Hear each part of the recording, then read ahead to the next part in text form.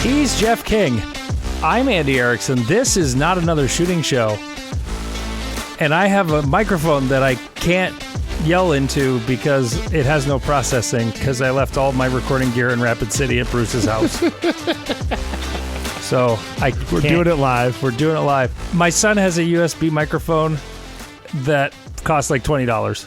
It sounds pretty good for a $20 mic, I think. Oh, yeah. But anyway, we go. I'll have to do the singer back away from the mic thing. We go to Fleming, New York, where a Cayuga County man was injured this week after he fired a handgun at a street sign and accidentally shot himself, according to state police.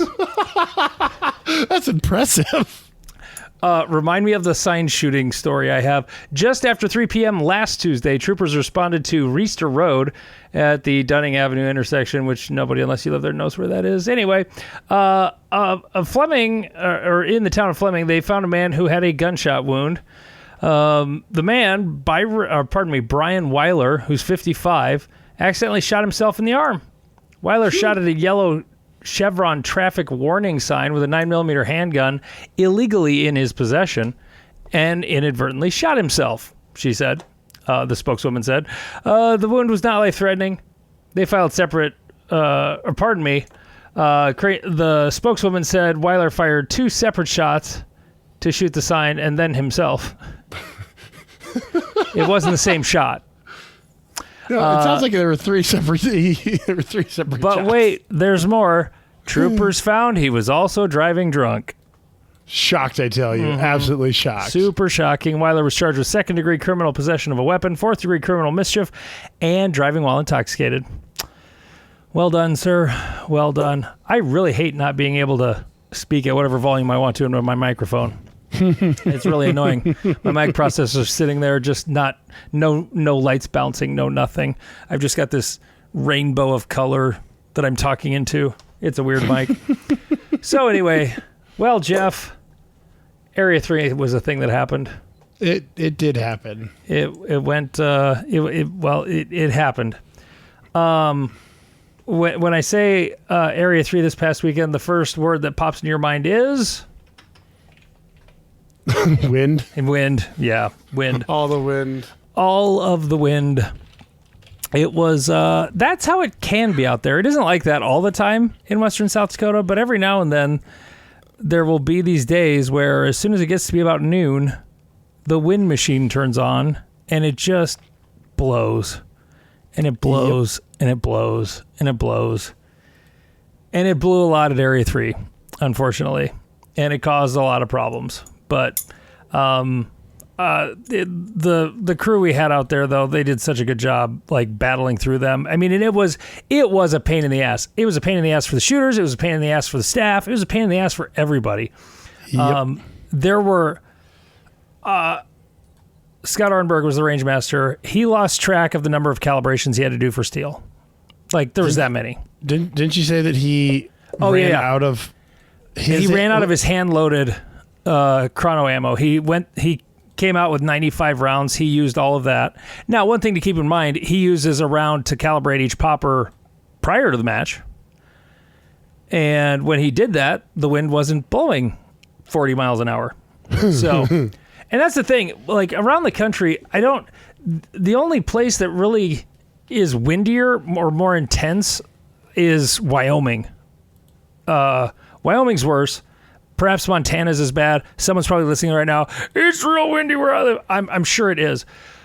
The wind, when it kicked up, and it was really bad for about an hour or two, and then it would taper off as the afternoon went on. The first day was out of the northwest, and those stages that were up on the top part of the range, it just fucked up the poppers bad. Real bad, because it was less protected. Yeah, there was a berm, but the wind was still just howling in, and it was able to get into the bay and swirl around, and it was knocking poppers over left and right. And the gusts that day were up to probably 35, 40 miles an hour. I mean, it was bad. Like, it was really fucking windy. So we had some walls that were getting pulled out of the ground. It was just it was a cacophony of shit that happened that was out of our control. That, I mean, there were things we could have done better. Like, we didn't brace as many walls as I thought we should have, but Bruce didn't seem worried about it. It's his walls, his club. Okay. Well, there were a few more walls that needed more bracing, but other than that, the ground was a factor because the top 3 inches are really nicely well packed, and under that it's just like just soft.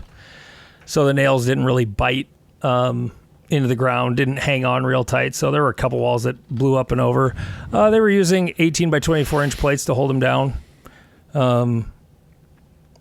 The one stage was using rocks they found in the berm to hold them down because everything broke all at once. When this happened on Friday, like, everything broke all at once, all across the match.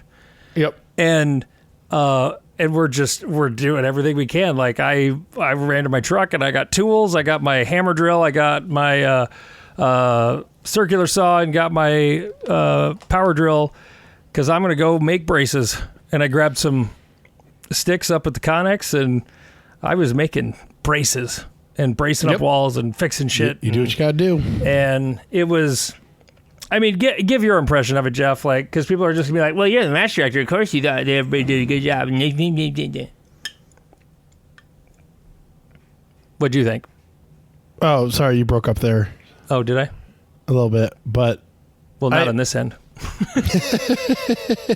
Not if bourbon's flowing. The match was good. It dealt with the problems it dealt with. I mean, we've all dealt with, flooded matches and heavy winds, heavy rain, heavy snow. Like, you deal with what you got to deal with. This was just the wind, and I mean, unfortunately it affected my squad, not directly but indirectly, because the squad in front of us kept getting reshoots and we didn't. Yeah, and so we caught up to them 3 times and sat for like an hour and a half or 2 hours cumulatively, and it made for very, very long nights because I remember we got done at like 5:30. Sundown was at 6:30, and there was a squad. I was walking my truck, and there was a squad going to their last stage. I was like, "Fuck me." There was actually there was only like 2 guys, I think, that did not shoot. They waited to shoot in the morning. When that happened, that was Saturday night, I believe. Yep. When it got late. But otherwise, everybody else got finished. So, that's good. Like, at one point, Bruce made the call, like, hey, if you don't want to shoot, you don't have to. You can finish up tomorrow. And there was one squad that had like 4 people left. They're like, nope, we're finishing tonight. We're not going to do this tomorrow. And so, the wind was what it was. I mean, we tried so hard. We got it going. We got it finished. I mean, we finished an hour late. I think that the scheduled finish time was 5:30. So, I mean, if there had been no wind, the schedule we would have finished way ahead of schedule. The last schedule, like, you shot the final session on Sunday, everybody was done before the scheduled end time. Yeah. Because the wind wasn't a factor Sunday. Yep. We flew through once everything was clear, once there was no wind to hold us back. So that was good. I mean, the range is fantastic. Let's talk about the range. You finally saw it. Yeah, so it's beautiful. It looks right. That's the only way I can describe it, because most of the time I go to ranges and they look kind of slapstick, thrown together, piles of dirt here and there. Are you saying my range looks like a slapstick pile of dirt in Canton? It is. It absolutely is. But it works. Right. And that's most ranges. But this one looks like it was meant to be there. And like the 2 biggest problems with it are both positives and negatives. One is the facility is massive, just obscenely large. When you got there, were you like, oh, I didn't quite believe Andy when he said it was really, really big? I believed you, but I also pulled into the smaller side first. That's not smaller. It's just different. Oh, because It's actually, I think it's bigger. yeah, because The I South didn't Range and the North Range, the match was at the North Range. Yeah, I drove to the South Range, but the gate was closed, and I was like, and I tried to go down the hill instead of up the hill, and so. Anyways. You know, there's this thing called the match book that has the address and the directions. Yeah, and I put in the address, and it took me. Oh yeah, if you don't have Google Maps, like all the rest of them are janky as hell. Or wait, your truck's Google, isn't it? Yeah, it was Google, but I think I might have argued with the pin a little bit and was like, oh no, it's this one, or It was the second pin. There's actually 2 addresses for it. yeah, but I think I put in the first address. Yeah. But anyway, so there was that. The other positive and negative, the bays are fucking massive, Yep. and that's awesome until it's time to use them. Yeah. Yeah, those bays are huge. They're absolutely massive. The small ones are 50 by 30 Yep. yards. And then the big ones are 75 by 30 and 100 by 30. Yeah, so it was. We weren't able to use them to their full potential, but we also couldn't use them the proper way because it would have been really annoying to put a 25-yard stage 75 yards down the bay. Yeah. And Yeah, then have because to they've walk- got these really nice shelters at the back at every bay. Yeah, and so if I would have been consulted, I would have 100% been like, oh, we've already built these? Cool. Let's just put like 3 lines of dirt. Cool. Now we have 3 pistol bays or 2 big pistol bays instead of one giant freaking bay, and it would have created a windbreak. The Department of Game Fish and Parks, if you hear me say GFP, that's like the Fish and Game Agency in South Dakota. GFP learned a lot this weekend too. They learned what it actually looks like and how it works on the ground, and what a big USPSA match is, and what is needed and what's done. And every time I talk to one of the big shots, I mentioned to them that all these big bays are great, but they're unnecessary. You have a stage in a 75-yard bay or 100-yard bay, like we're not setting up the far end, you know. The bays are huge. It's huge. It's nice. And next year, I think pretty much every problem we had this year, even if the wind blows an ungodly amount again, we're not going to use drop turners. We're not going to use clamshells. We're not going to use No big plates. no big poppers. Bruce is going to cut all the heads off his You cut out USPSA again. poppers. Hello? Do you hear me? I hear you now. Okay. I hear me. That's good. Okay. Bruce is going to cut off all the heads of his poppers with a plasma cutter. They're all going to be IPSC lollipops. And you should only use mini poppers. Yes. Absolutely. I Yeah. totally agree. So can we talk about the stages? Yeah, sure. Okay. Should we start with the good, the bad, and 270 the bay? ugly? Okay. Or okay. The good. What was the good, Jeff? I like that. Yeah. So the good, in general, most of the stages were very fun. I did not take this match as seriously as I should have, but all the stages had a little different flavors and little different challenges. The 270 was extra fun. I think it was the hit of the match. I liked the door stage. I thought I was going to hate it, but once it got flowing, unloaded starts aren't normally my friend, but It was the that only one in the whole match, by the way, but he's waiting to give me shit. Yeah, no, it's okay to have one, and it was done well. The one correction I would have made is that you picked up your gun off of a barrel at like a 45-degree angle, and so you were almost, if you weren't paying attention, it was a really easy way to break the 180. I don't think many people did, but it was just one of those little things.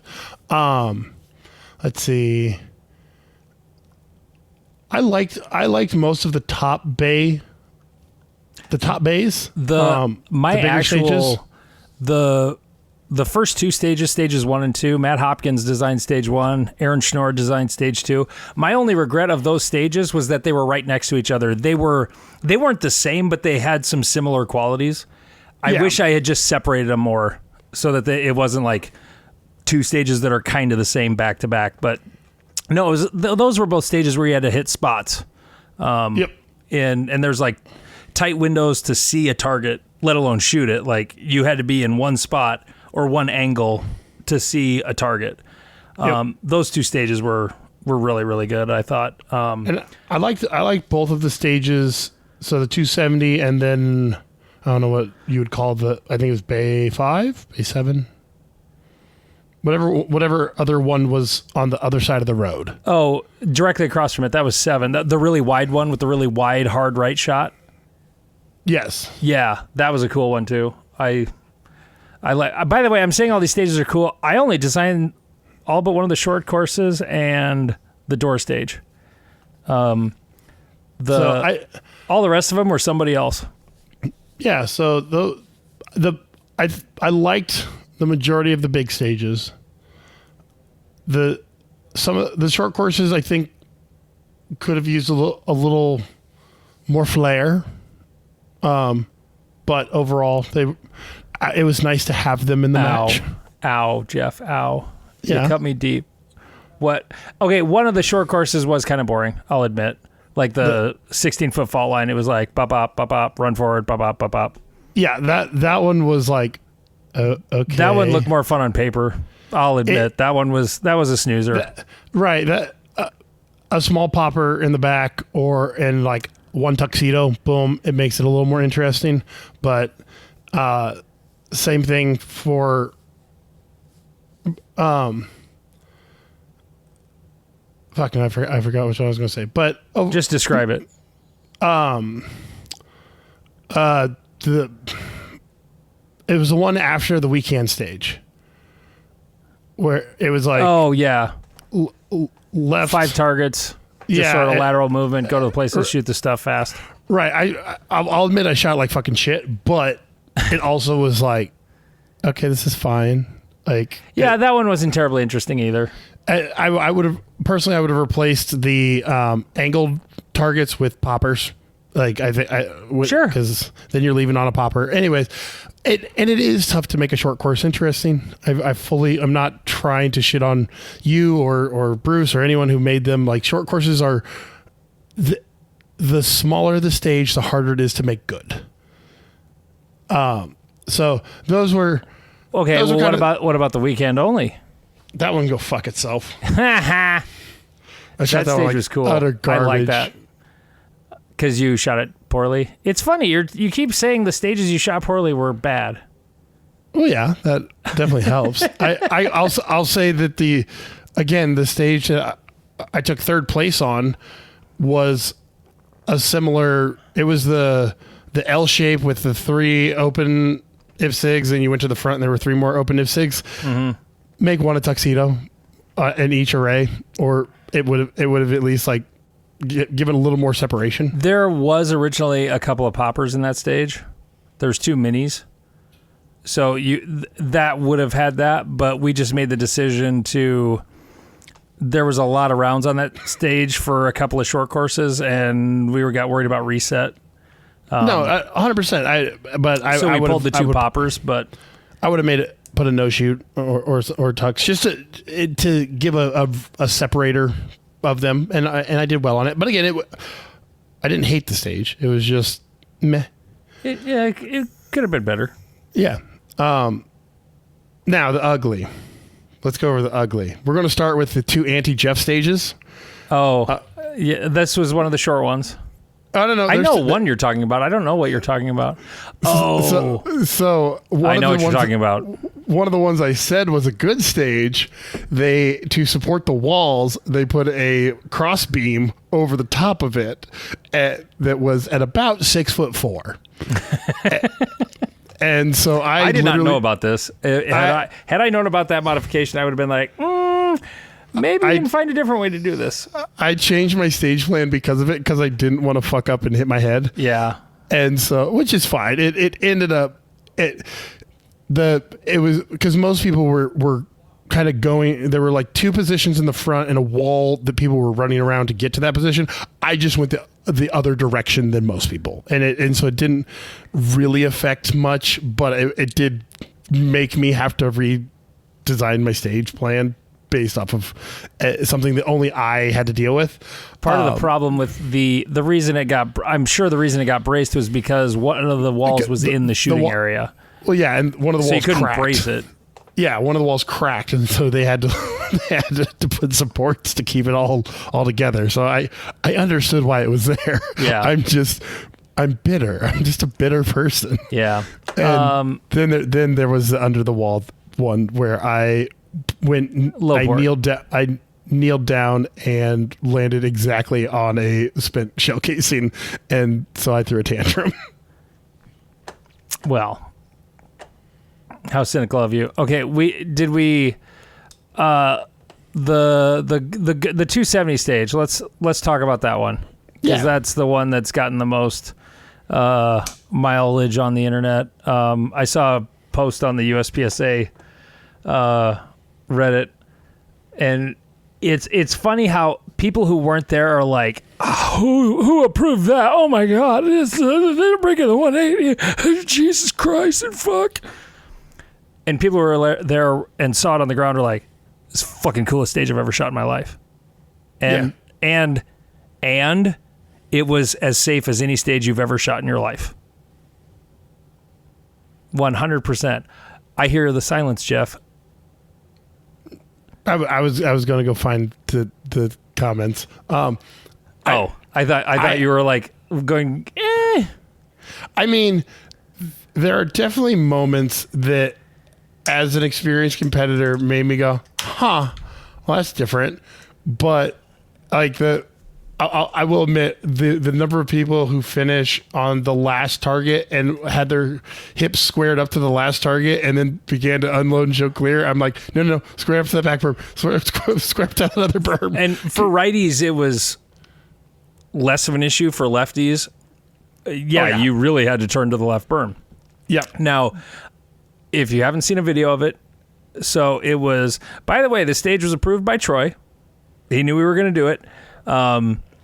It was run similar to the one that was at Multi-Gun Nationals. And so everybody in the entrance to this bay, there's 4 berms on this bay. And this is, if you're going to do a stage like this, it's absolutely required. It must have 4 berms.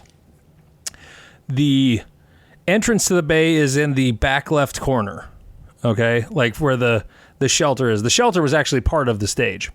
You started inside it. And so all of the targets, except for 4 of them, were completely normal, like straight ahead. You know, if you're thinking about the 180, none of those, if you shot them from where you shot them, could you possibly break the 180? There were 4 targets that went against the grain on that. You shot 1 target in the shed facing down at the conventional first backstop. And then you turn to your right, because if you turn left, you're going to DQ. Turn to your right and basically go back from the direction. Like, as soon as I got the beep, I started backpedaling and shot the first target that was dead ahead on the ground, and then turned to my right. And then right out of the door were 2 targets that impacted the rear berm, but the shots are going completely opposite of where the people are in the corner. The people are all like, the squad is in the corner behind a yellow gate corral thing that they had. So, and then you shoot those 2 targets, you go back in the building because it has 4 doors, 2 on either side. And then you come out, there's 3 low targets you shoot, and then a long run forward and to the left at an angle. And then there's a few more targets, and you kind of snake your way around. And then the very last target would be back towards the shelter you started in. But here's the part where I'm like, this is just as safe as any other stage you've shot. Jeff, how many times have you shot or been at a match where right at the beginning of the stage is a very hard right or left target, and there's people, within your field of view, especially if you're wearing a hat cam. Like, many times. And they're just right here. They're 12 feet away. Yeah, Dragon's Cup had one that I got roasted on the internet for posting because there was a dude in my line of sight, and as a shooter, you don't even fucking notice them because you're like, "There's my target. I'm shooting it." Okay, so the last target of this stage at Area 3 was exactly like that, except those people were 30, 35 yards away. Like, much farther away than, So the way to sort of wrap your head around this, the stage brief was written so that if the muzzle crosses the plane of the yellow barrier at any time, you have broken the 180 and you DQ. A good way to think about how the stage actually worked in terms of like 180s is, the 180 is based on the backstop, right? Yep. Okay. So in this stage with 4 berms, there were 2 backstops that defined safe angles. The conventional straight ahead one formed that 180. Okay.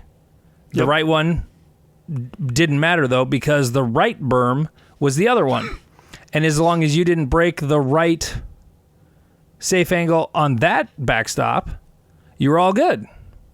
And there's only one target that let you do that anyway. Does that make sense?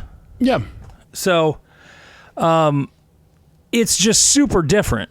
And I get people who have seen it and commented and they're very negative about it. I get it, but you weren't there. You didn't see it on the ground. You didn't shoot it. It's hard to understand. It's hard to wrap your head around it. And just to give you an idea of, so when Scott got there on Wednesday, said hello, blah, blah, blah. He's like, I'm going to go walk the stages and check things out. And I was doing something else, and I ran into our Mr. Fix-It, Doug, and he goes, hey, I just ran into Scott. He's not happy about stage 3. I'm like, really? Oh, yeah. You better go talk to him. I'm like, oh, shit. Okay. And so get over there, and he's worried about the movement downrange and to the left, like after you leave the building. Yep. That was what he was worried about, because if a righty, reloads and breaks the 180 over there, they're going to be pointing out of the, like, you could see Brian Conley's tent from there. Yep. And I'm like, okay. Now, I wanted to save the stage, so I'm immediately, like, trying to compromise and like, well, what if we do this with the safe area, whatever. Bruce gets there later, and he's like, how is that any different from any other stage that we shoot normally? Like, if none of these targets are back here and there's no modified 180, how is this any different? Yeah. It's not. It wasn't. It was no different than any other fucking stage you've ever shot in your life. It just simply wasn't.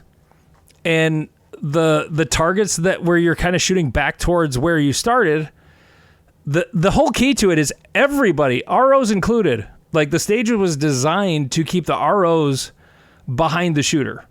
One RO camped out in the corner watching for the safe angle all the time. And then the tablet RO did tablet RO stuff, but he hung back, but stayed at a safe angle behind the shooter. And then the timer RO was kind of right behind the shooter the whole way. And if you see a third-person video of it, we've got one on our Reddit. There's lots of the first-person videos out there. It was a great fucking stage. Bruce knocked it out of the park. It was really well thought out, and really... I mean, we pretty much put it on the ground the way it was in the diagram for the most part. So, yeah, it was different. And the thing that was funny was Scott had, like, he gets there, he's like, man, we got to do something. We got to change it. Like, it just can't be this way. And then later, after he thinks about it some more and talked to Bruce, and he's like, how is this different from any other stage you've ever shot when it comes to these shots in these places? Like, the people are in a safe place. Right. Just like they are at any other stage you shoot. And yeah. And so like in the middle, he's sort of like, yeah, I'm just still, I mean, I really like the stage, but I have concerns, was sort of like his middle stage of processing it. And then after the first day of staff and his squad shot it, he had came to this third part, this whole mental journey he went on. I was 100% wrong. It's a great stage. Was what he said awesome. After the first day. So, yeah, it was super different. Yeah, it was talked about. It's the most posted stage of the match. You broke up again. Well, only for you. I'm not breaking. Oh, by the way, that reminds me, I have to save. I have to hit save because I have no backup today. Oh, boy. So every time I break up, just say you broke up again, that's the same as saying, Andy, hit save. Okay, perfect. Okay. So any other... I mean, that was kind of the big stuff. Let me see what I've got PTSD. I heard Rangemaster to stage 2 for calibration. I heard that call over the radio so many times. Like, when everybody left, I swear to God, I heard Rangemaster to... Yep. It did get bad, but considering that the latest it ever got was an hour past schedule, considering what we were dealing with, I thought we did a pretty good job. Yeah. Like, I'm sorry to everybody who had to sit and wait, but like, we didn't bring the wind. We're sorry. Yeah. We'll do better next year. If Area 3 is back there again next year, and I hope it is, it's not guaranteed. I hope so, but if it's back there again, there'll be a major match out there no matter what. But like, the wind will be mitigated through stage design and braces. So, but yeah. Hey, I continued my streak of doing dumb shit at matches. Hell yeah. So, I like to call it pulling an Andy. Let's see, what have I done, Jeff? I've ran by how many targets lately? 4 at Free State. Or at least 4 chunks of them at Free State. Yeah. I did it at some club matches. I've done something stupid in like every match I've shot since Free State. And I did it again at Area 3. There's a 3 per stage. The low port stage that you're bitching about. Yeah, it's my least favorite one. Well, I zeroed that stage because I shot 2 per. Oopsies. Oopsies indeed, sir. I only shot 2. So, that didn't go well. That was a 0. That sucked. But, yeah. Let's see, what else? We'll get to we've got Reddit questions. We talk about the money shot. Oh, money shot! Yeah, the money shot happened. It was it wasn't as successful as I had hoped, but it was a thing that people did, and they had fun, and we paid out some money. Yeah, not a lot, but we had like $310 worth of entry fees. Yeah, we definitely learned some lessons that we will take with us going forward. Yes. So it was originally going to be a headshot on a USPSA target. Then it turned into A zone on an IPSC target. And then when that didn't work, well, because we were going to use a pulley system. And that didn't work. That didn't work. And so I was like, fuck it. I'll just put... So part of the problem was I was with Chrono, and that will also change next year. Right. So that created a logistical hurdle of I couldn't go down range because he would just be, randomly shooting. Yeah. I actually, because of that, I got a gun pointed at me, which was funny. Oh. It's one of those, luckily I understand that at a USPSA match, you have to break like 3 safety rules for you to actually be in danger. And so a guy was unbagging an empty gun with me downrange, and I was like, hey. Didn't you tell him you were going downrange? No, because I just... You just figured your big ass would be noticed? Well, there was that, and I'd been going up and down range because there was no one there. This dude was just like... I think he was either changing guns or he was like the first person from a squad that had come over. So like, I didn't see a large group of people that, would tell me, hey, wait until that is resolved.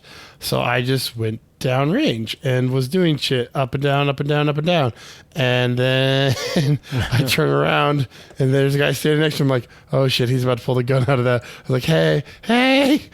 But like I said, I wasn't in danger, but it was one of those like, oh, this is interesting. So I had to pull an audible, and I changed it from IPSC targets to steel plates.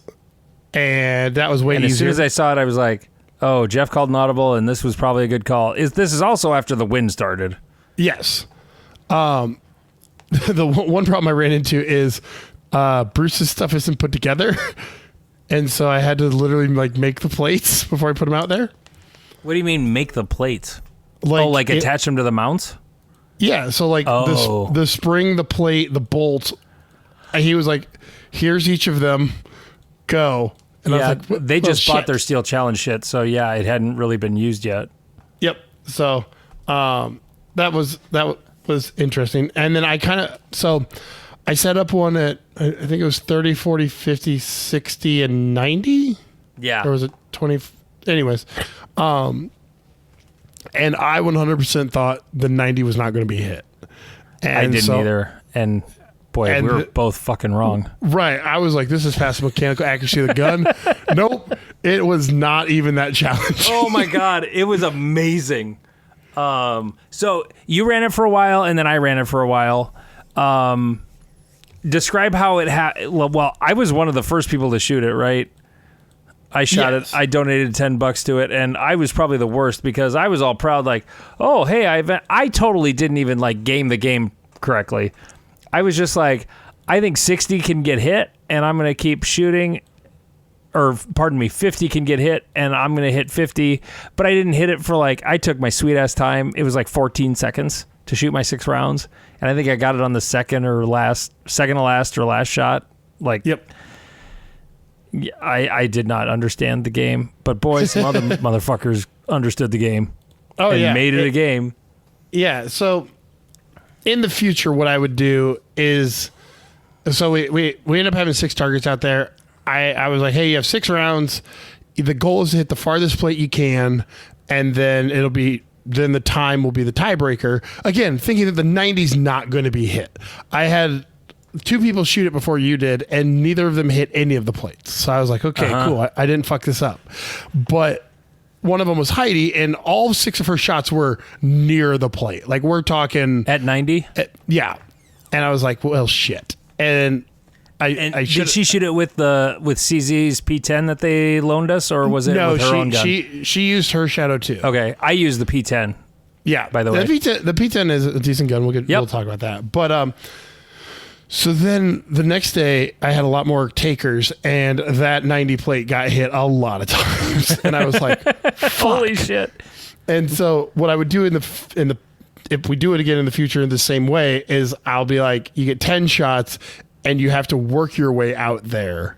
You have to hit them all before you can hit the 90. Yeah, so you got to hit the 20, then you got to hit the 30, then the 40, then the 50, blah, blah, blah, blah, and work your way. Like take a beep on each shot? No, it would be a beep, and you go bing, bing, bing, miss, bing, miss, bing. Oh, okay. Bing. And that would be That would time. be better. Right, and so there would actually be, like, differentiators, but like we said, I didn't think. Did we explain how you won? Whoever hit the farthest plate the fastest won.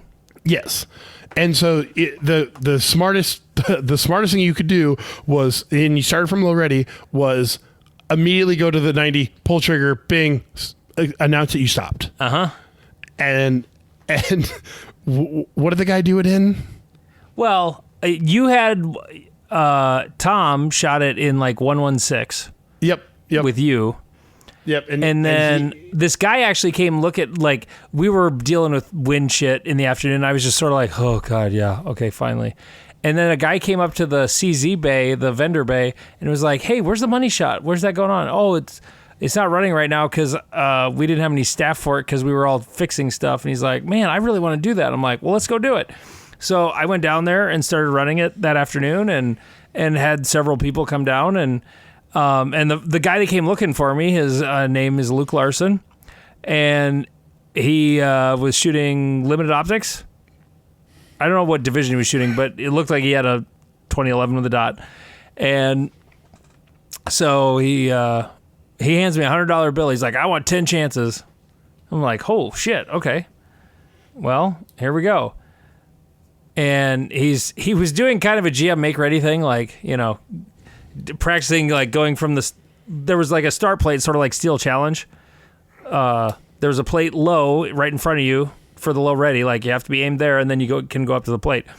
And so he kind of practiced that a bunch of times, and then I'm like, okay, just tell me when you're ready, and I'll give you the commands. Okay, are you ready? Stand by. Beep, bing, or he shoots, and then dong, first shot. 0.8 seconds. Jesus. Now, he shot. This was a thing we didn't clarify in the rules. Like, he took a second shot, but we didn't hear the ding until, like, about the same time the shot was fired. The second shot was fired. Yep. So I gave him credit for the first shot as the time. I didn't count the second shot against him. Okay. Which I thought was fair because fucking bullet takes like a second to get down there, you know? Yeah. So I didn't count the second shot. You know, any shots, like the one that hit, what shot was that? Look back on the timer, it was 0.8. I have a photo of it. And then he does it again. Second shot, he hits it in 1.39. And I'm like, Jesus, what? Where are you holding? He's like, dude, I'm holding like 2 feet high. I'm just guessing. Oh, Jesus. Yeah. And I was like, what weight bullet you shoot? He's like, 147s? Like, artillery. So then he does it again, his third try. You know, are you ready? Stand by. Beep. Pow. Ding. 0.74. He actually bested the 0.8. He hit it 3 times in a row. That is insane. Yeah. He hit it 3 times with 4 shots. That is just, again, like. Couldn't believe it. He won, by the way. He won. Yeah. He won and we never discussed how to split the pot, so I just decided it'll be 60, 30, 10 was how I split the pot. So that seemed fair. And he was going to leave all his extra turns behind, and he's like, I'm getting my money back. I don't care. Yeah. But he actually did use them all. He actually let a guy in his squad shoot it. And there was a guy in his squad who he didn't end up winning any money. He was just outside the top 3. He hit it in 1.56 on the second shot with a Glock. Yeah. So there was 2011s that hit it. There was Glocks that hit it. Shadow 2s and P10F competitions. Yep. So it's possible. It was way more fun. The other thing we made the mistake of was it was built into Chrono, but we didn't really, you know. We didn't have a sign. We didn't. Bruce found the banner. It was in a box of targets. I don't know how the fuck it ended up in there. I couldn't find the banner. It disappeared. I don't know how it ended up in this box of targets. We also learned that no one carries cash. Yeah, we got to do Venmo next year for sure. Yep. I was so wrong about that. I wanted to simplify it and it was handy because I literally handed the cash back to the guys that won at the end of the match. And then Tom, he was already done, but he was still in town with his wife, so he came back and got his cash for second or third place, whatever he got. But yeah. Yeah, and so next year we'd Venmo, we'd do it so that you got to work your way out there. But overall, we do a little more advertising, have a little more like, hey, this is what's happening. But overall, next year we'll know what the game is well in advance. Yeah, we were still modifying the game like over and over again. Yeah, that was day of, literally. Yeah, so it went well. All things considered, for what it was. Okay. Anti-Jeff stages, money shot lessons. We hit all that stuff. Are we ready for the? Should I talk about my match? Sure. We talked about your match. I actually. Oh no, we didn't really. I just mentioned that I zeroed one stage. I shot, and that you ran by a target. I also ran by a target, but my entire squad had to reshoot that stage because we started incorrectly. And like the whole squad, like somebody was talking about it was stage 2, or was it 2? No, stage 7. Shit, I can't remember. No, it was 2. Was an uprange start, and Bruce was talking about the uprange start on 2 on Saturday. Was it, or no, not Saturday night, Friday night. And as he's talking about it, I'm like, oh no. Oh no. My whole squad shot it facing up range. I'm like, oh shit, that stage was great. We're going to end up tossing it. But then I remembered, oh wait, all of my squad was staff. They're still here. No one had left. Yep. So I was like, okay, this is fixable. We can fix this. So we let Scott know, like, hey, my whole squad, we started incorrectly. And so we all reshot it, and then I didn't run by the target the second time. But I actually reshot that stage twice, doing it incorrectly because a target was not restored, and a paper target wasn't pasted, and there was hits all over it, so couldn't score it. But yeah, so that was a thing. Wait, what were we talking about? So we were kind of discussing our match. Oh, so our match. I shot shockingly well, except for zeroing a stage and then having a couple other like random dumb things. There was a stage with a really fast swinger.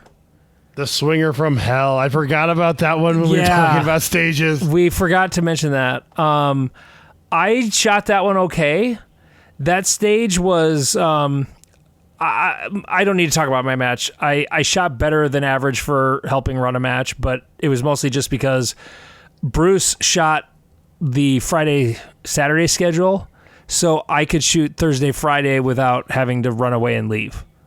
And I thought it was a dumb idea when he proposed it, and in hindsight, it was a really good idea because then he got to just shoot the match while I dealt with the world burning down.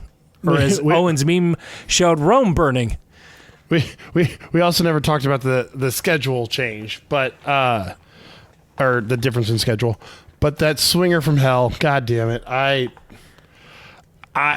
because I heard Lane complained about it. Oh yeah, he complained about it. That's a luck target. It shouldn't be in the match. I should be able to know what I'm hitting, and I completely disagree. I agree with him. So I disagree, and I can prove it. I can prove I'm right. Okay. Because Owen solved the target. Owen figured it out. He found the hack. What's the hack? The hack is, okay, if it just disappeared to the right, you hold where it's going to disappear to the left, and the second you see brown, bop. Okay. And then you do the same thing on the second pass, bop. And he had, because he had to reshoot that stage because the RO got too far away. His time was crazy low. And Lane was pissed about that too. He's like, no fucking way he shot it that fast. And then Tim was talking to him about it. So he went to his hat cam and looked at it and he's like, oh yeah, no, that was because his time in the timer was something like 14 and like the video time, like he's like, no, I definitely didn't do that. So he told Scott and had to reshoot it. And when he did the reshoot, he kind of figured that out. Here's why I don't think that it was probably peppier than it needed to be. Because that was Reptile Garden, right? Reptile Gardens, yep. That was the name of the stage. And it was fucking fast. I won't lie. But all the other swingers in the match were slow. And there was a Targets USA swinger there, and they had used that at a club match I was at one time. I'm like, hey, that's fast. We should drag that out. So we at least have like one hard swinger. But like the start stick was kind of tall, so it really was like whoosh, whoosh. Plus it was like only over the top was the only exposure you got.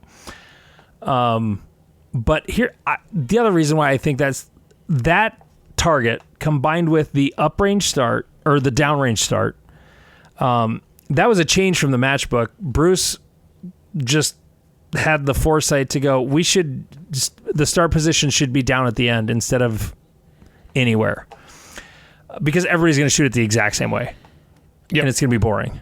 And it would have been boring. And I was actually talking to Brian Zent today. He was the CRO for that stage. And he said, I was disappointed when I saw the staff assignments because I thought that stage was going to be boring. And then I couldn't have been more wrong because it was like, he thought it was like the most interesting stage of the match. That swinger fucked with people's heads a lot. And it caused some really good shooters to forget the entire array on the right when they were retreating. One of the guys on my squad did that. I feel like you should be able to put 2 alpha on all targets at a match under the beep. Well, you can. It just might take you longer than the time you want to spend on it. No, there was no opportunity to shoot that target at a reasonable. Why do all targets have to be perfectly easy to shoot? I never said perfectly easy. I said that sounds like what you're asking for. No, I'm asking for a reasonable opportunity to get 2 alphas on. Because, again, I would love a stage where there isn't a port that is shorter than 6 foot. I would love that. That would be my favorite stage ever that was ever created. Buddy, ever. I'll build a stage next year, either at Great Plains or if Area 3's out in Rapid again. I'll make sure that there's a port that you don't have to climb the stairs for. Perfect. But it boils down to that it became a luck game. I completely frustrating. disagree. It became a patience game. That was what it was. It was patience. Like, yeah, it's hard to get alphas on that. 100%. When a half a dozen master class shooters all walk away with a mic. I'm a master class shooter. I walked away with Alpha Delta. Most of my squad walked away with a mic, and I think that is unreasonable for a squad that is mainly made up of and master here's what I GMs. also disagree with that notion is because there was also a calculated plan where you just throw 2 at it and leave and don't fuck with it. And that was viable too. Like, it's a match. It isn't just a stage you're shooting, it's a match you're shooting. And so I mean, I'm not a GM. I am an M. If that swinger is a normal pace, that stage is fucking boring, and it would have completely made the rest of the stage boring. I disagree. I get why you and Lane hate it. Like, I get it, but I just completely disagree. I think a crazy fat. By the way, have we ever seen IPSC matches that have crazy ass fast swingers? Probably. Yeah, I think there's been a stage or two where they've got just, mock Jesus swingers going out there, but it's hard. Yeah. I'm okay with hard.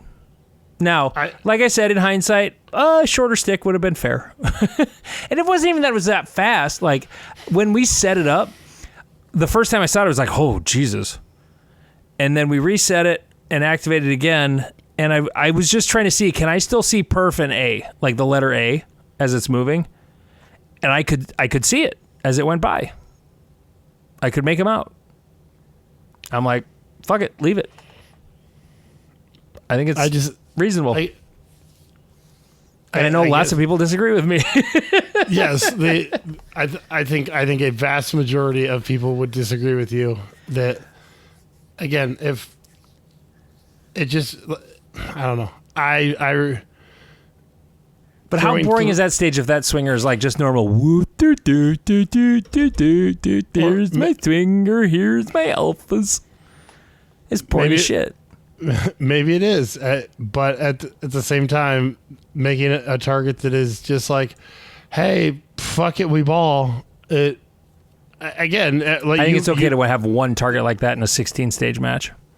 I think when you're trying to decide, the regional championship, it feels a little scummy, just because it again comes down to a level of luck. Well, let's just say that target did not decide the area championship. It did not, because some fucking M-class dude out of Idaho or some shit pulled his dick out and smacked everybody across the face with it. Holy shit. Right. Brian Zent pointed out to me today, he sent me a text message and said, I thought it was really funny when I was driving back from the match and I heard he was listening to our podcast from, I think it was the Friday one, the last Patreon. And I said, well, Carry Optics will definitely count as a classifier. Nope. No, it's not. Because our system is so fucking stupid. Well, and this is a great example of, I mean, how often do you go to an area match and there aren't 3 GMs in the top 10%? I mean, this was a weird year because there was a lot of heat that would have been there that was all over in South Africa for the World Shoot. Yeah. So, somebody asked on Reddit, what was the question? What was something about dumbest, craziest question you received from a competitor. The most common asked question I heard was, who the fuck is Adam Grimm? Yeah. Because he won the match in CO. I think he won high overall as well. I think so too. And yes, he did. He was the overall. He beat Colin Maxon, who won open by 4%. Jesus Christ. I never heard of the guy either, but he just crushed souls. Yeah. So that, because like going back to my performance. Yes, let's talk about Jeff's match. I shot remarkably well for how little work I've put in, and how much you drank and how late you stayed up. Oh yeah, no, fucking Brucey. So the first night, yeah, no, it was bad. It was really bad. But I was like, oh fuck it, I don't have to be there till 9, and I like kind of helped. I wasn't that helpful, but I was there, and being on the range adds up. And I didn't walk stages. I gave zero fucks, and I had a wonderful time with the boys. We drank. We had a cerveza or two. We ended up at a hotel bar on a rooftop. It was awesome. That was at the Hotel Alex Johnson. I've never been up there. That looked awesome. Yeah, that was super cool. Our meetup next year will definitely be there. If we can get up there, like you have to have a special pass to get up there. You don't. They removed that. Oh, they did? Bruce thought they still did. Oh, no, that's good. Yeah, no, because Brent thought the same thing, and he's like, go ask the bartender. And I was like, fuck it. So I asked the bartender, like, oh, no, they changed that like 2 years ago. Oh, because good. They wanted more traffic up there. Because you basically had to be staying at one of the hotels that company owns to go up there, and it wasn't a selling point for the bar. Yeah. Yeah. So but yeah, so I mean, I was up with Owen and the gang. I did learn that, Brucey, I love you, I do, but I don't like staying at other people's houses. I learned, and I like staying at hotels. I'm a hotel person, and so once I got my own hotel, because I knew I was going to be up to like 1:30 anyways, and I was not going to walk into the house. I sent Jeff the code to get in the house because me and Bruce didn't hardly go out at all the whole week, and I sent Jeff the code. He's like, "Oh, I got a hotel room. Never mind." Yeah, because I was not going to be a degenerate, and so, you know, was a little worse for wear. And then the next night, I'm like, okay, I'm gonna be like semi-responsible. So we met up, we had our drinks or whatever, and then they're like, let's grab one more. Okay, fine. And that turned into another go to bed at like 1 a.m. type situation. So I need to travel with Steven in the tryhards, and Steven needs to stop being a dick and acknowledge that when I'm with him, I can be a good boy, and I'll go to sleep when I'm supposed to, and I'll wake up when I'm supposed to, and I'll get to the range whenever they want me to because I'll be with them. And try hard. You just can't drive. No, I can drive. That's fine. No. Because if they want to leave when they want to leave, they have to be the ones driving. No, you have to be the one driven. But like, if you're going to get there on time, you need to ride with them, not drive. You need to ride with them. They can kick me awake, and I will be like. When I'm worried about other people, I can be better. When I'm worried about myself, you clearly weren't care. worried about me at Free State. Absolutely not. but I also just try. I'm going to try it Jeff's way. Yeah, and it was working for 2 stages. Yeah, it was fine. The third one went to hell, but yeah, but so I you know, with all of these caveats, all these F1 excuses, I finished like 9% behind Lane or 8% behind Lane, and so if fucking what's his dick wouldn't have shown up and put his dick on the not table. Only him, but there was another dude, Joseph Weichel was the other guy. He was like 95% of Adam Grimm, and then Lane is at, and they're I take it back. There were 2 GMs in the top 10%, but Case Ryan was 0.22% away from 90%, so the match doesn't count as a classifier for CO. Yep, which again is silly. Is really silly. They should be able to just look at it and go, okay, Adam Grimm's a GM. He just hasn't shot the classifiers. And this could be totally false, but the thing I heard was that he mostly just shoots club matches, doesn't shoot a lot of big matches, but he's a fucking stud. Don't know anything about him, but holy shit. Like, yeah, so I shot 8% behind Lane with all of those F1 excuses. Yeah. So it's almost like if I practiced and tried hard and went to bed on time and woke up on time and had my Casey's pizza and all those things, I could be somebody. So I might I'm shooting Oklahoma section. Oh, that's right. Oh. I forgot about that. They called it something fucking weird. It was like They have a fun name for it. I wouldn't say it's weird. I'd say it's fun. They have a fun name to go with their section match or whatever. It's just super. It's okay. So Oklahoma section, yeah. Red Dirt Rumble All Gas No Brakes Championship. Yeah. That's the name of it. I knew it had a fun name. Yeah, it's a very long name, but yeah. So I'm shooting Oklahoma section. So and that one's supposed to be like 14 stages in a day. So that will be interesting. They've got to have some short courses though. Yeah, hopefully. Fuck. Man. Hopefully, yeah. So yeah, I'm gonna try this like practicing thing and this focus thing, and maybe try to lose a little more weight thing. All the fun. But overall, I really enjoyed the social element. It was great to see all the boys. It was great to see our listeners and those who we had the meetup at Pour 54. The pizza's fantastic there. Yep, it's fun pouring your own beer. The food was good. We do need. We'll try to be better about coordinating. It got so crazy that it made me think we might need to start a Discord just so that we can put out alerts and like, hey, we're meeting here at this time. Sorry, it's fucking. I was just glad that Jason Alexis from CZ showed up out there because Jace is a subscriber, so on Patreon, so he got the message, and I put it out on Patreon, which does give you alerts if you have the app, but not everybody that subscribes to our Patreon has the app. But yeah, I made a post on Reddit like the second I knew when we were going. I made the post, which was like 6:15, and I was like, we'll be there at 7:30. Oh, that was way too late for Reddit. Right, but I was like, I'm at least going to try to put the effort into it. But there were some people. I heard there were some people that went to the Firehouse every night, which is a fine bar and grill in Rapid City. But like, there's others. The Social House. I went. I met up with Robert Wyatt and his wife for dinner on Tuesday night. I think it was that week. Still haven't met him. Oh, you didn't run into him there? No. Oh shit. No, I got to have dinner with Robert. That was so fun. We had a ball. We were there for like 2 hours. His wife didn't even seem bored. She should have been bored, but she didn't even seem bored. She seemed genuinely interested in mostly listening to our conversation that didn't include her. But we did. They did include her at times. You know. Yeah. Because I'm not completely rude, but the Murphy's Pub or whatever, that if you go to Rapid, fucking go to Murphy's Pub and Grill.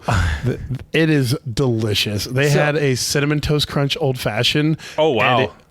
And that was amazing. And then the French dip was to die for. Like, I would punch a baby. Here's a funny thing.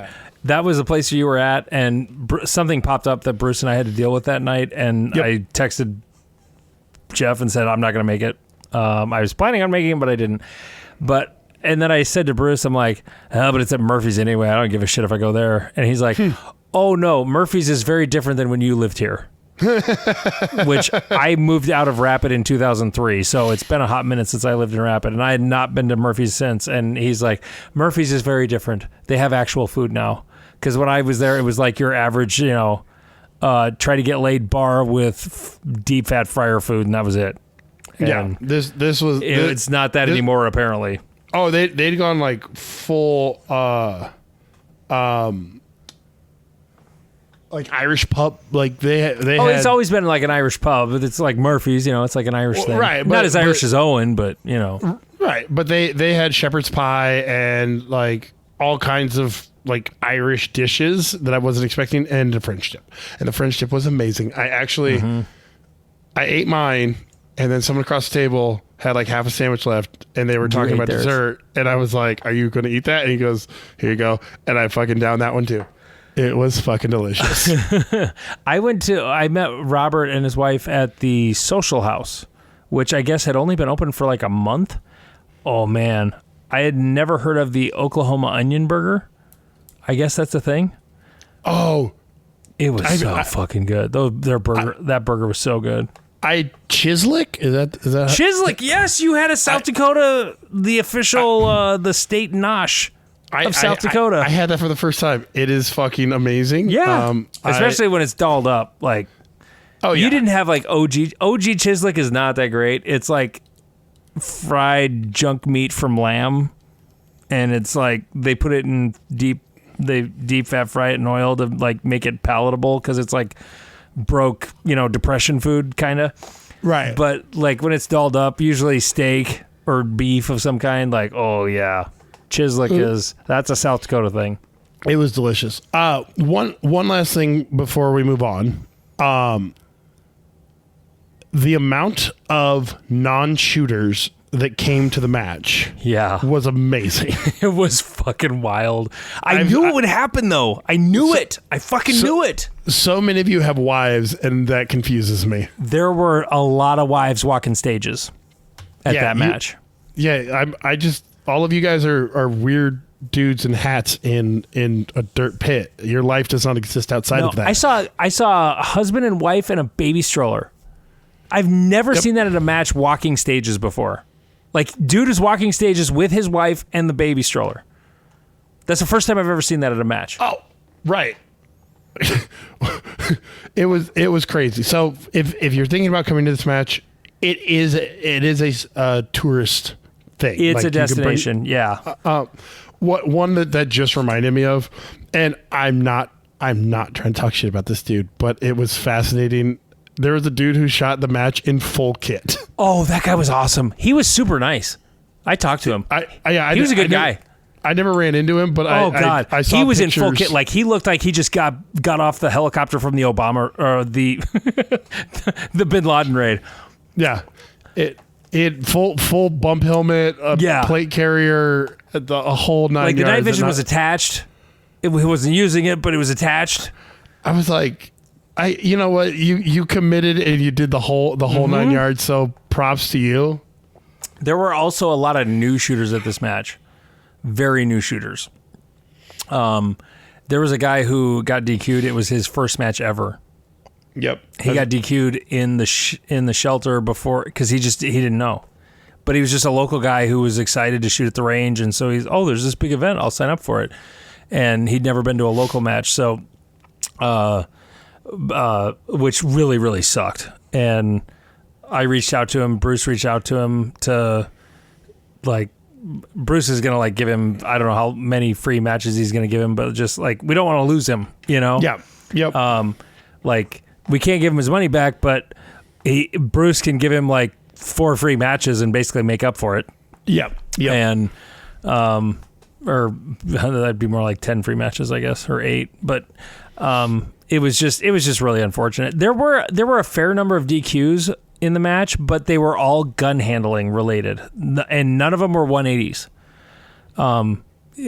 And like I like that none of them were 180s because 180s sometimes are stage induced. A lot of 180s are due to stage design. Like, yes, it's still on the competitor. I 100% agree with that. But there's like the DQ I called at Cornhusker. There really wasn't. I wouldn't say that was a stage induced one, but there are a lot of times they are. Yeah. Especially if you have a lot on one stage, then it definitely is. But they were all like finger in the trigger while reloading or something like that, or an AD. And there's another DQ we're going to talk about later. This is going to be a long episode, Jeff. Sorry. Oh, well, they did miss a 180 DQ that made me laugh. Where? I got your squad, I take it? No, it was a squad in front of me. So the squad in front of me was a PCC heavy squad. And one of the guys, okay, I might be starting beef. I think he's from the AR-15 podcast, is what I was told. I don't know, but he has this weird, like, forward grip on the side of his gun, and he's left-handed. It's on his PCC, and so when he was going from left to right, he was kind of like pushing the gun out, and then I looked over at someone else on my squad, and they were like, "So I guess they're not calling that one." And he 100% DQ'd, and one guy one of his buddies walked up and was like, "Hey, dude, like, you kind of fucked that up." And he was like, no one called it, so it must not have happened. And they're like, no, it did. They just didn't call it. Well, was it a case where it was like his body? A lot of DQs get missed because the RO's or the shooter's body is blocking it. It could have been that. There's times where, the RO is supposed to be to the right of a right-handed shooter. Well, there's times that's a great way to not see shit. Right. It was just one of those. I was stuck there for an hour and 15 minutes. You got to sit there and squad. stare. Yeah, and I was like, no, they're not calling that one. Okay, cool. Okay. Now where are we? Oh yeah, we did the wives. A lot of wives. A lot of spouses. we did the wives. Is that what we did? We did the wives. My wife didn't go. I was away from home for 9 days. I was so glad to get home. You have no idea. I was actually getting a little homesick after a while. Okay. We have questions from Reddit, and I said, yeah, we'll talk about Area 3. By the way, did I mention I'm recording on a different mic because I left all my shit at Bruce's house? Yes. So we have a bunch of questions from the Reddit. Do you have them pulled up? I'm getting them. I have them. Yes, they're there. Okay. Well, you go ahead and ask them, because most of them I'll have to answer first. What stage had the most issues with wind? Well, that's from Tristan, and he was the CRO of the door stage. And his drop turners had a lot of issues with the wind. But once they got the barrel dam built, like windbreak, then they were good. I was going to say stage 2.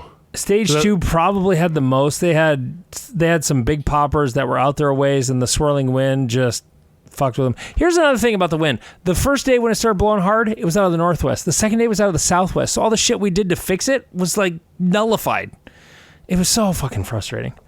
But if I had to go with one, there were way more Rangemaster calls to 2 than there were to 15. So yep. Lesson learned, no big poppers, no drop turners. Yep. Next question. Austin speeding ticket. So our buddy Austin decided that he was going to drive a little too fast, and so Owen was his passenger, and apparently he had put his 10 millimeter on top of Austin's registration, and was like, "Hey, I know you need to get this." And he did the right things. He never said the word gun or firearm. He's like, "Hey, my CCW is sitting on this, like, we cool?" The guy's like, "Yeah, we cool." So I asked him, I was betting it was somewhere near Kadoka because there's always highway patrol near Kadoka. It wasn't. It was in Aurora County near Mitchell, where the Corn Palace is. Also, Austin, never fucking post how much one of these trips costs, please. Like, I don't need that bad. I don't want to know that. Well, and he had a $117 speeding ticket on top of it. Correct. BZ919 says, how the bell curve gets busted. That's Brian Zent. And the bell curve gets busted by a guy named Adam Grimm. Congratulations on beating the shit out of everybody at Area 3, Adam. You better go to Nationals, motherfucker. And you better be at Race Guy Nationals next month. Well, by the time this comes out, it will be... Well, I guess it's October 1st when this comes out. Yep. Later this month. CM Fuss says, that's people Craig. You met. People I met. I met MKE Dubs from our Reddit. Michael is his first name. I met him. That was nice. That was cool. He introduced himself with his, he said his name. I'm like, okay. And then he said, I'm MKE Dubs on Reddit. I'm like, oh yeah, I know you. Yep. Yep. I met several Redditors, several Patreons, and my awkwardness didn't make them run away. So that was nice. Yep. Overall, I will admit I did hang out with mainly the people I knew. But I did meet a few people, especially with the Money Shot stage. I chatted with some more people, and my squad, I had 3 or 4 guys from Michigan, and me and Steven and Nick are talking about going to Michigan next year for their match. Yep. So, I got to meet a lot of people driving the golf carts because we were transporting people back and forth a lot. There was a kid, I'm forgetting his name off the top of my head, younger guy. He had to change guns twice, so I drove him from his stage, which was way up by 1 or 2, all the way to Chrono, which was at, between 15 and 16. And like, that's like a 3-minute golf cart ride from one end of the range to the other. It's really big. But I met so many people this weekend, though I can't really. I met a lot. I had a lot of great conversations with people. It was awesome. It was great. I really, really enjoyed. Okay, moving on. What win is planned and what didn't? Well, everything to both. Everything and nothing. So Sunday morning was sort of the vindication, and also, I mean, it was staff day. There was only 6 squads, so it's hard to say. But Sunday morning, all the squads were full. Like the Saturday, Sunday, the squads were mostly, they weren't all full. There were some withdrawals at, near the end, right before the match, like there always is. But like we had a squad on every bay, on every stage. And there was, it was sort of like, oh, if the wind hadn't fucking wrecked everything, the match would have run ahead of schedule probably. So as far as the plan goes, yeah, we laid out the stages in a way that would have flowed well had shit not broke everywhere. And that I guess that was a little bit reassuring that we didn't completely fuck it up, when the wind blew and started wrecking everything. But what didn't, everything wind related. I mean, there was so much. Okay, so this is the first time, this is a club that normally had like 30 people at it. Now all of a sudden they're moving into this gigantic range, and they built and bought a lot of shit, like all those yellow and blue walls. We haven't talked about the yellow and blue walls yet. Oh yeah, the Slava Ukraine. I Has nothing to do with the Ukraine, by the way. I don't care. It's what I immediately thought of. The Rapid City Air Force Base or South Dakota State University, whichever you like. Yes, whatever. But the blue and yellow popped like a motherfucker. It looked great. It did. It's motivated a number of people to rethink their club's standard black, brown, orange snow fence, dark green. The screen on the walls it's like a safety screen from Amazon. It's something I don't think anybody's really used before. It only comes in 3 colors, blue, black, and orange. And he grabbed the blue, and it's also very stretchy. It comes in 4-foot wide rolls, but it stretches a lot. So then they end up making their walls like they were a little taller than, the meat of the wall was a little more than 4 feet. I don't remember how much they were, but no, the yellow and blue fucking popped. It looked great. It was, and the big ass fault lines were nice. 2x3s on the fault lines. Yep. So yeah, that went fantastic. Uh-huh. Moving on to, do you want to do Hadodagu? Yeah, go ahead. Okay. He says, why wasn't the stand and shoot activator stage tossed when the weights were changed and it was plagued with REFs? Range equipment failures. So the weights were changed because it was, okay, so the target he's talking about was a clamshell. So this was the double stomp pad short course. That was a stage I designed just as like something quick and fun. I intended it as a disappearing clamshell target. Bruce has more foresight than I have. So on a 1 per stage, Jeff, if that clamshell, you have to step on a stomp pad to activate it, and it's disappearing. Okay. Are you going to shoot it? Are you going to bother to activate it? I mean, aren't I forced to activate it? Anyways, I mean... No, you're not. Oh. I guess not. I don't know. I would probably do it just for the vibe, but okay. I can see how it can be gamed. Okay. Now, here's another question. If we set it up as like it's a 25% A-zone target, the minimum required, so it'll open to give you the whole target, and then it closes the high 75% of the A-zone. Are you just going to shoot it without activating it so you don't have to take time to activate it? Yes. That's why it was an appearing target. Yeah. I mean, because nobody's going to shoot it if it's disappearing, and nobody's going to activate it if it's 25% A-zone.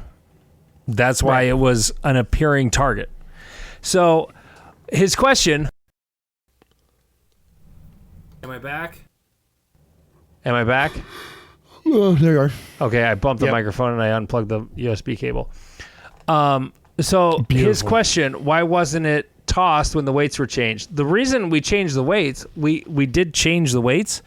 We added weight to just ensure the wind wouldn't stop it from activating. When the weights were added. So the way that stage worked, as long as you got, like, everybody, literally everybody, except for a handful of people, activated both stomp pads immediately. As soon as they got the beep, they stepped on both of them. And the way to do it was like Dance Dance Revolution. You just went 1, 2, 3, 4. You know, stepped on each and then stepped back out. And as long as it activated before you had a chance to shoot it, it was not an issue. It did not change the stage. You only toss a stage if something like that happens and it actually changes the stage. Now, had it been a clamshell where it opens and then closes, yeah, that would have drastically changed it from, you know, the competitors who shot it without the wind to the ones who shot it with the wind. That would have been a big deal.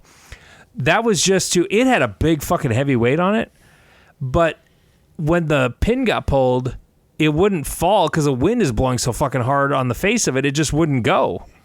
Yep. And there were also a couple of reshoots on that stage because if the stomp pad was set incorrectly, these stomp pads that were used on that stage, you could pull them and turn them either way. One way sets it. The other way makes it look like it's set, but it's not actually set. And when you step on it, it's not going to activate. So, like, that was the other thing. Like, if somebody or reset the stomp pad wrong, that would also happen. So, Yep.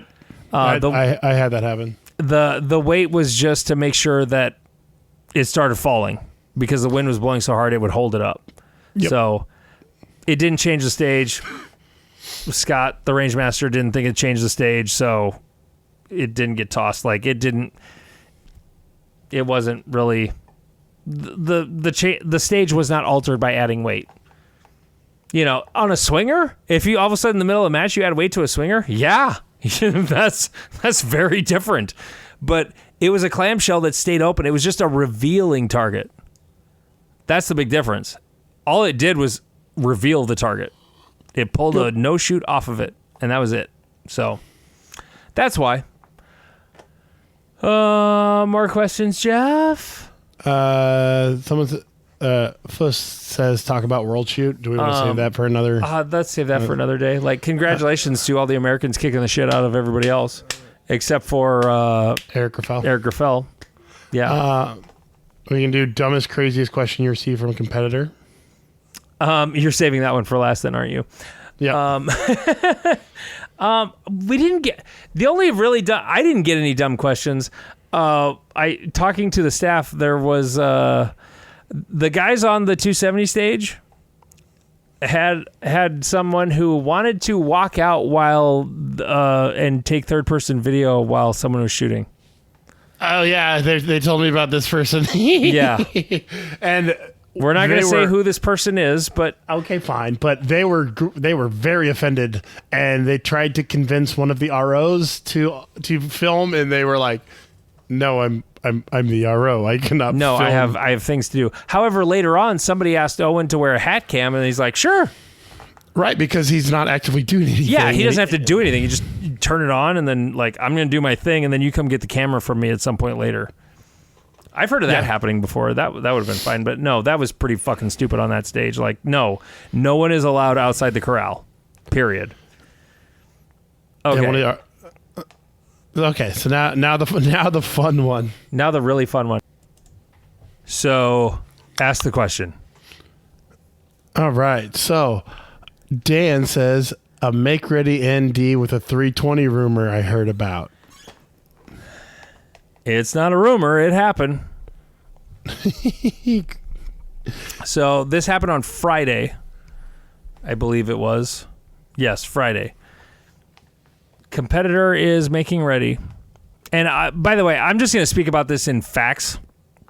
There are a bunch of rumors flying around Instagram and everywhere else that, like, nobody got hurt. No one was hurt. There were no injuries, but there was an ND with a 320. So, well, let me say there was a discharge of a 320. Whether or not you can call it negligent on the part of the shooter, that's questionable. So, and by the way, the timer RO on this stage is a friend of mine who I trust a lot. Like, I believe what he says. And on top of that, the shooter mirrored everything he said. So they both told the exact same story. Shooter is making ready. Nothing about the make ready was out of the ordinary, according to the RO. Just, sight picture, dots on, yep, okay, load the mag, rack it. They inserted the gun into their holster. Finger is well off the trigger. In fact, the RO told me he was looking right at their finger as they were pushing the gun into the holster. When the gun got to the bottom of the holster, boom, it went off. The bullet landed between the shooter's right foot and the RO's left foot. RO was back into the right of the shooter. That's butt puckering. Yeah. And, of course, immediately they're like, oh, geez. And then the RO told me they both, like, suddenly they both are, like, looking each other in the eye like, are you okay? Yeah. Are you okay? Yeah. Okay. And he said, the shooter said something like, so I guess I'm done. And the RO's like, I'm pretty sure, but we're going to call the range master just to make sure. And apparently in IPSC, there is like a gun DQ, but in USPSA, there is not. It was a DQ. Okay. That was one of the controversies I heard, is that some people were like, well, they shouldn't have been DQ'd. And I'm like, I'm going to guess that There's weren't. A couple of different 10-5 rules that this would fall under, discharge within, bolt landing within 10 feet of the shooter. Right. That would be one. I question whether the shooter wished to continue after their gun just went off. They told me they did. Oh, good for them. Yeah. Hey, get back up on that horse. No, the shooter told me that the gun is sitting in the gun shop where they bought it,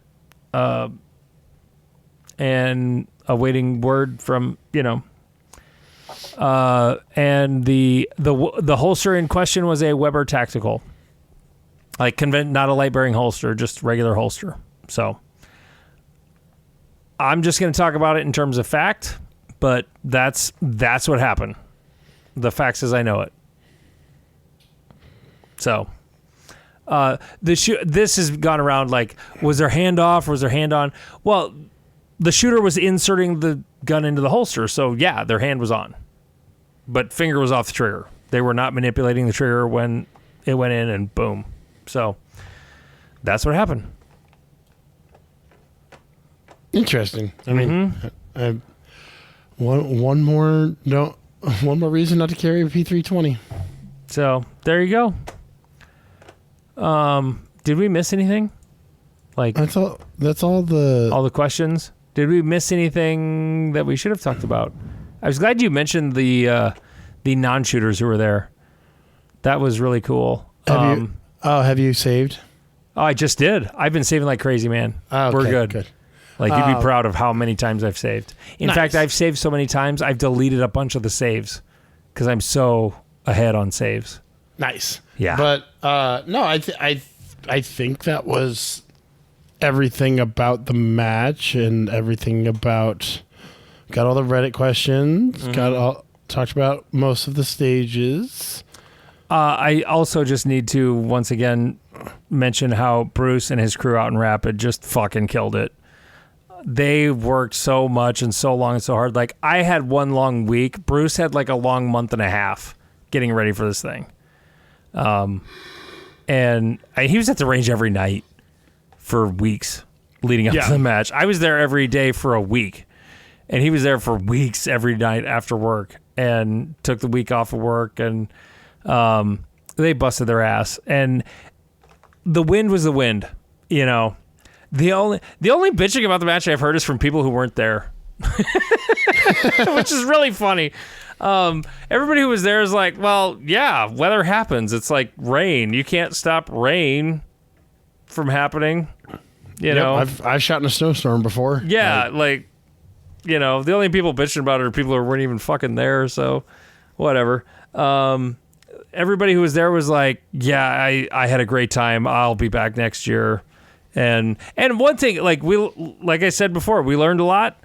The problems that there were, we will not have the problems, even if the wind blows like it did this year. We won't have the same problems. Like, that shit will get fixed. So, yeah. I think we did it. Did we beat it to death enough? I think we did. I Actually, hope so. I don't think we beat it to death. It was just, there was a lot. Yeah, it's a big match. It was a big match. It was wild. 16 stages, which is a little bigger for a match. We had a bunch of short courses in there. It was sort of, I saw in one of Tanfo Timmy's posts, somebody asked him if it was like, if we were trying to do like an IPSC format, 3-2-1, and he kind of correctly said, no, it's more like a 1-1-1, like one medium, one long, one short. You know, trying to keep some variety, keep the match flowing. Yeah, we'll do better next year, but I think it went okay this year, except for wind sucks. So, all right. On that note, he is Jeff King, and I can't yell this. I'm Andy Erickson. This is Not Another Shooting Show in my son's gaming mic.